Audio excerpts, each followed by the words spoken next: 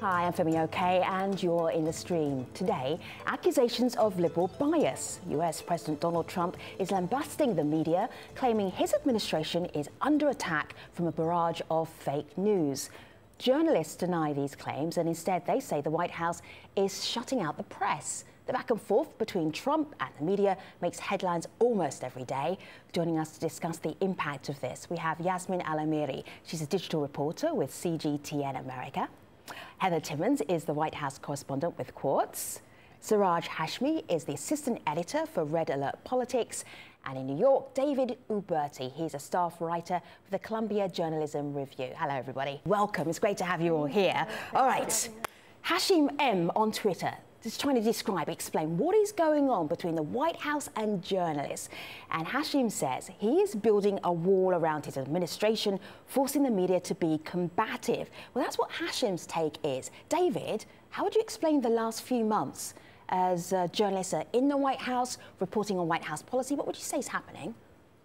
I mean, what we're seeing over the last few months is certainly unprecedented in modern American history. Every president has an adversarial relationship with the press. We can debate the extent to which that was true with the previous administration, President Obama. But with President Trump, he has run the most anti-media, both campaign and administration in modern American history. So because of that, and also because of sort of the intensity of a lot of very sort of concentrated, aggressive coverage within Washington, there's a lot of bad blood on both sides. So I think there's a very long conversation to be had about what both sides are bringing to the table, who's at fault in certain situations and whatnot. And I'm sure some of the folks there in D.C. can give you a better understanding of how they can't wait. This is our life. Just to push back on David's point, because, you know, some of the, well, Trump might be seen as being anti-media. He actually really does love the media. I mean, he does feed off media narratives, and he actually solidifies his base with how anti-media he is. But the media is at fault for so many fake news stories. I'm not indicting anyone here, but there has been a plethora of stories that have been proven to be false. For example. Well, just this week, CNN reported on Trump associate Anthony Scaramucci having ties with the Russian government. And because that story was actually turned out to be false because it's relied on one anonymous source and they couldn't stand by it, three journalists ended up having to resign. And then Vice ran, right during the inauguration, the Martin Luther King bust being removed. That was based on one journalist who wasn't able to find where the bust was, and instead of asking anyone where it went, he just tweeted about it, and all of a sudden it became a big story that... Yasmin just sighed. Let's unpack Yasmin's sigh. What's your sigh? Point, because I will say this, I think the media landscape is evolving very, very quickly. And I think when we see a president who gets his message out through Twitter more than anything else, you end up having a very reactionary press corps. And I think it puts a very unfair strain on having to deliver news very, very quickly. And we have to also remember that there is human error involved in that. I think using buzzwords like fake news really is troublesome, because I think what we will say, and I think David had a good point, where there is a lot of, I think there is an adversarial relationship always between the people that you cover and the people you're supposed to be holding accountable, and the press. But this president, more than any other president I've covered, and I've covered 3 different administrations, has made a talking point and a policy point out of it. And that's what begins to worry me, because it's in lieu of talking about policy. And not even that, but as you mentioned on the campaign, when he was putting reporters in pens and encouraging people to go after them. I mean, when you start from that point of view, you're talking about 2 stories that were false over the course of 6 months. Well, in both cases, in the few minutes I had a chance to talk, there are plenty of other examples I could riff off. In both cases, the publications apologized, retracted the stories, I believe, in the first case. The reporter apologized. But that's 2 out of who knows how many thousands of stories have been written over the past 6 months. I'm not saying that every news story is fake. I'm just saying that there has been a lot more fake stories, a lot of stories that have been reported that turned out to be false based on anonymous sources. And I get that President Trump uses anonymous sources to his benefit as well. Let me just bring in David. David, what are you trying to say? I'll just sort of add a little bit of extra context with that. One of the defining characteristics of this administration is that it actively inhibits a fact-based debate. Whether you have President Donald Trump chronically unable to tell the truth on a consistent basis, or his aides who have reportedly made a game out of telling reporters falsehoods. it is more difficult to tell true information about the Trump administration because the Trump administration is actively inhibiting that process. So throughout it all, the context that we are, sort of witnessing this incredible media environment in is that. Right. Yeah, I would agree with that. So, journalists, let me just interrupt you just for a moment, because I want to bring in a new journalist into our conversation. He's joining us remotely from Washington, D.C. His name is Brian Karem. He's an executive editor for Sentinel newspapers. You may not have known his name or his face until perhaps the last 24 hours or so. He had a little interaction with Sarah Huckabee Sanders at the White House press briefing. Have a look at this. If we make the slightest mistake, the slightest word is off, it is just an absolute tirade from a lot of people in this room.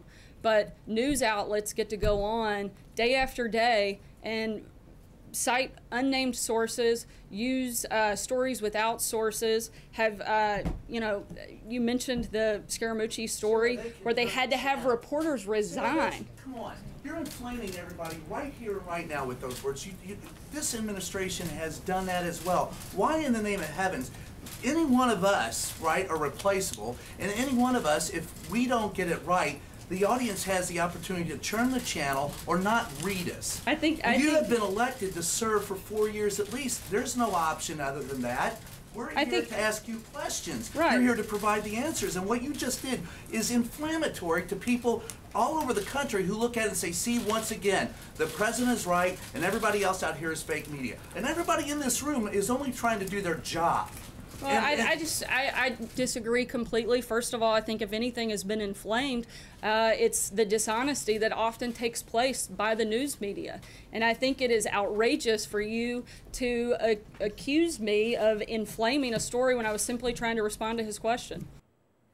So much body language going on there, Brian. Brian, what was going through your mind when that question seemed to burst out of you? Well, that was the first press briefing we'd had in a week that was on camera. It was purposely engineered that way to bash the press. And by the way, at the very beginning of that briefing, she encouraged us to look at a video that she wasn't sure was factual or not. So she's encouraging us to actually look at false media and then accusing us of being fake media. It was disingenuous. It was very hard for me to take, and at that point in time, I think I'd had enough. Everybody in that room, as I said, are merely human beings trying to do their job, and they have done a remarkable job of not trying to allow us to, to keep us from doing our job. And that's very difficult to take on a daily basis. It had been building up for a while, and I guess after 6 months of listening to it, I didn't want to take it anymore. And I think that, I know there were plenty of people in the room who felt that way. Many people came over afterwards and told me that. But I didn't realize that I had struck such a nerve in the public. I didn't realize that there were that many people who had been watching and caring and taking care to notice what was going on, to be as frustrated as I was. And then I ended up with thousands of Twitter followers and people offering to, somebody gave me a present. There was a woman who offered to have my child. My wife said that couldn't happen. So it's been an interesting few days. Journalism ethics right there. Okay, that's a topic. I have 4 journalists in the room. I have questions, but you must have questions for Brian. What do you want to ask him about that moment? Was there any feedback, Brian? At the moment, I had a question about health care when I walked in there. So that was actually my point, is that I think I understand Brian's perspective, but I think what's very important is that there's actual news happening, and there's a lot of buzz around this administration and their policies. And I think we're getting very, very caught up in tweets and what's being said and infighting between the press corps. Like Brian, I'm a part of the White House press corps, and so I totally understand, but there has to be a discussion about real policies and what this administration is doing. And they always give us grief about that. They're always telling us, well, we don't ask policy this. We always ask policy. And what happens is I'll get back to you. I haven't talked to the president on that. Well, why haven't you talked to the president on that? It's a policy issue. You're here to speak for the president. Do you actually talk to the president? I mean, at some point in time, you can't blame me for asking that question and you not giving. I want an answer. Yeah, we have to sort of broaden the big point is, as you were saying earlier, the thing is they would much rather talk about the press than David? their issues. It's David. because at that point in time, they don't have to talk about the emoluments clause and the lawsuit. They don't have to talk about health care. They don't have to talk about the Russian investigation.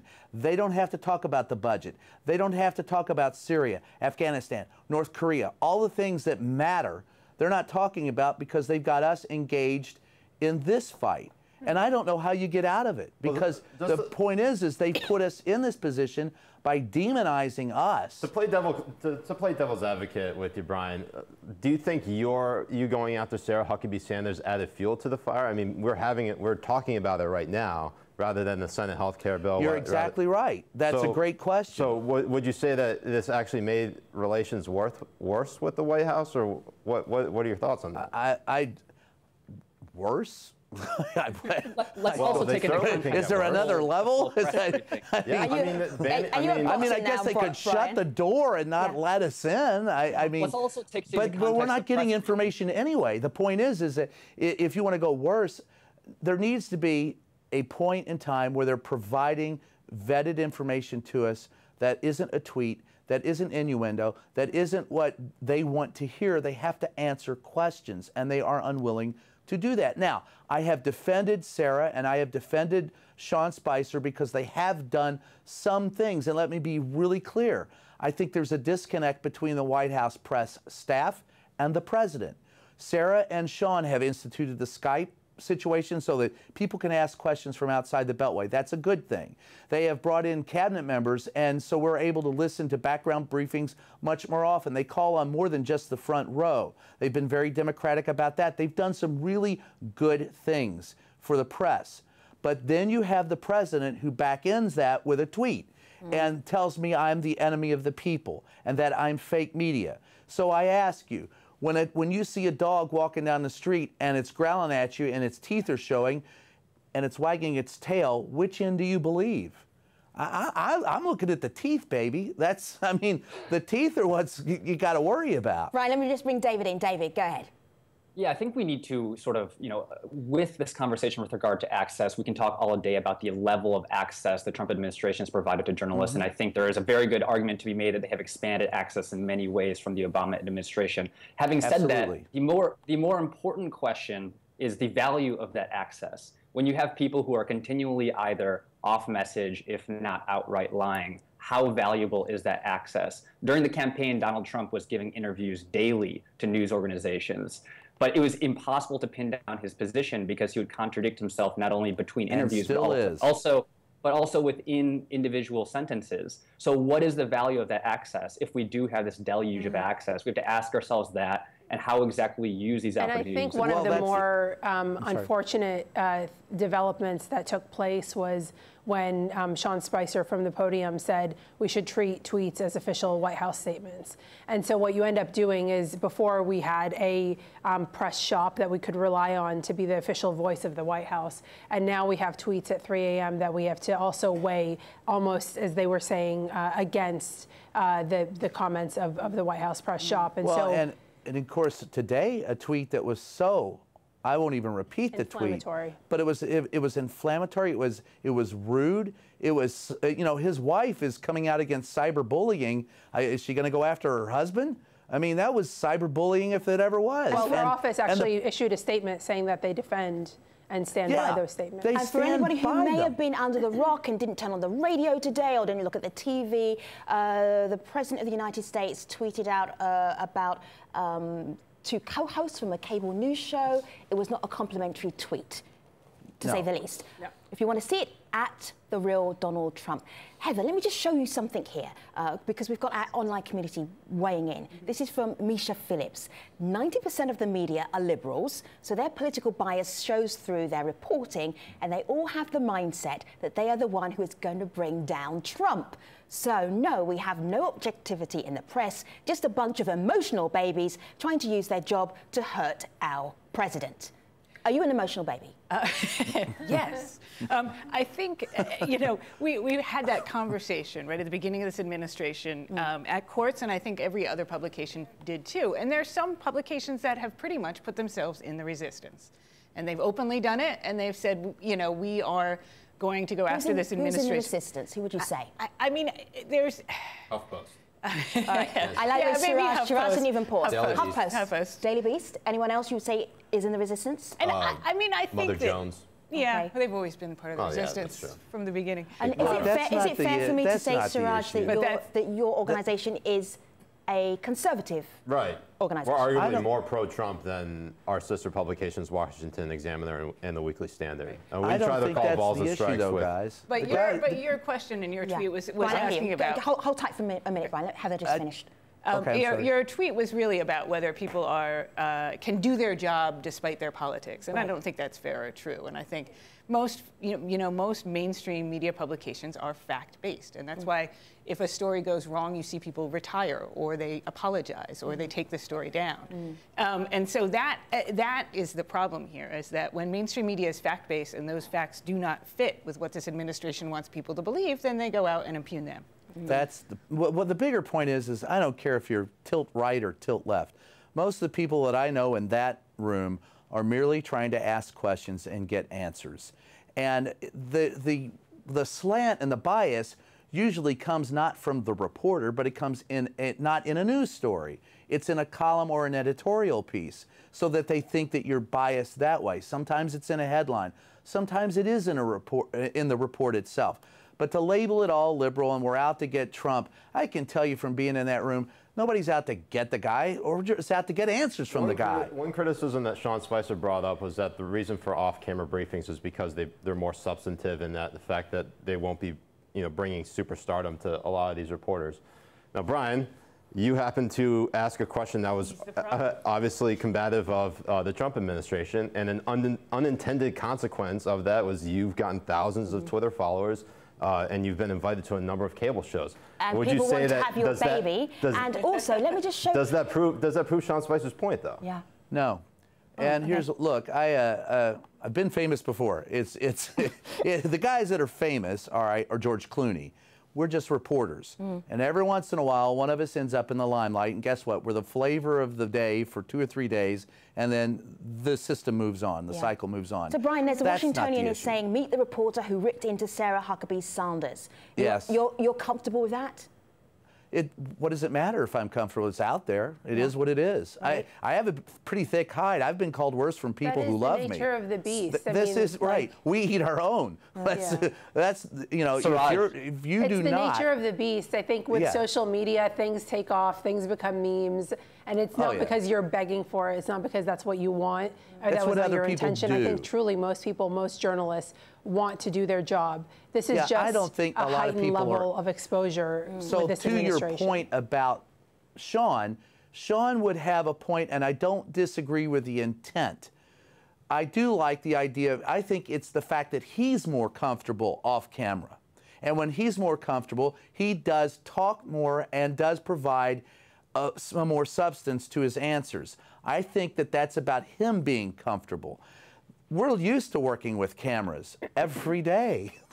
That's what we do. So I don't think that people are going, today I'm going to walk into that press briefing and really get my viral moment. But comfort level or not, I mean, there are a lot of broadcast reporters that rely on this footage that they need for their stories. So I think it's not so much about a comfort level. It's really about us being able to do our job, and whether some people. No, I was speaking towards Sean. No, I mean I understand your point, but I'm saying I think the point also needs to be made that there are people who actually cannot do their job if they don't have the footage to use for it. And so I think, I mean, maybe for print or maybe for radio, it's fine to reiterate those points after the fact, but that you can't actually do your job if you don't have that footage, and it's prohibiting people. For example, in radio, so on some days they will not let audio in. Today, John Decker from Fox News asked for a briefing. They told us we could take audio, but said it was embargoed. He said, could we please use it afterwards because we're radio, we need the audio. And they said no.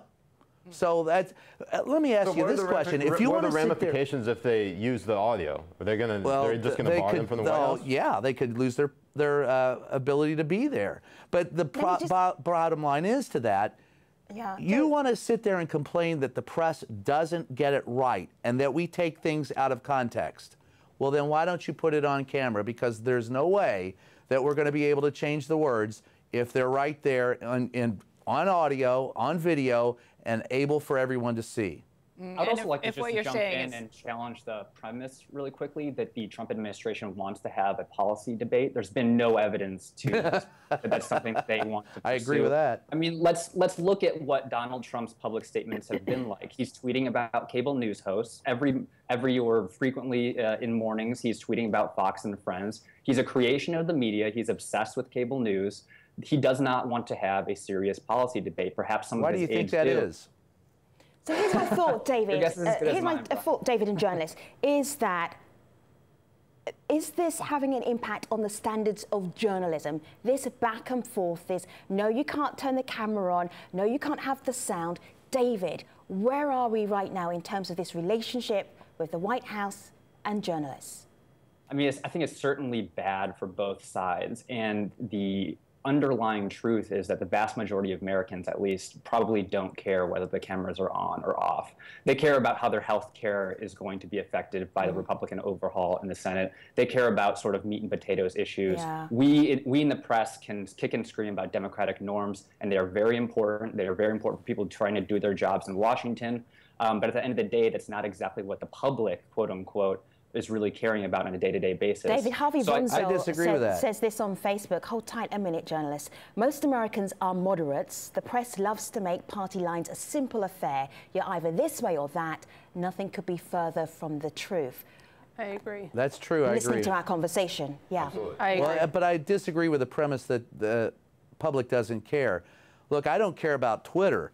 And until 2 days ago, I couldn't tell you the number of people that followed me. I would tweet out stuff and really wouldn't, just basically articles.